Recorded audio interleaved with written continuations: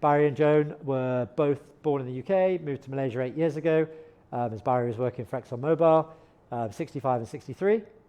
A quick summary of their assets. You'll have to excuse the exchange rate here. I think the pound's a bit stronger against the ringgit these days. But not an unreasonable value of their estate. So they've got a UK property, which they used to live in before they moved out. They've got a Malaysian property, 1.9 million ringgit, $500,000 in investments, and they've got some pensions from their time in the UK, 650, 150, and then they've got USD and sterling cash. Total estate in this instant, £2.3 million.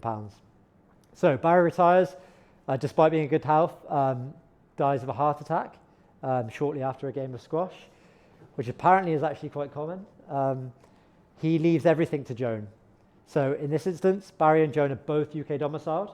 So there is no inheritance tax due upon the first death because they're both UK domiciled, and interspousal transfers are free of inheritance tax.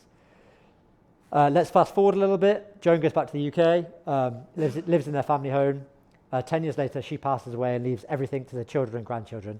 Let's just assume the estate hasn't increased in value. They've spent everything that comes in. Now, what does their inheritance tax position look like? So, £2.3 million total value.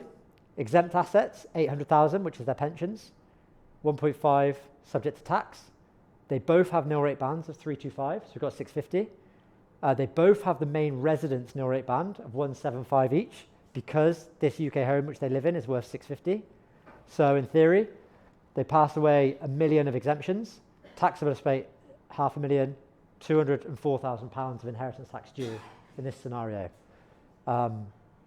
So actually, as a percentage of the total estate, 10%, it's not too bad, but even still, if it can be mitigated, of course they're going to want to do it.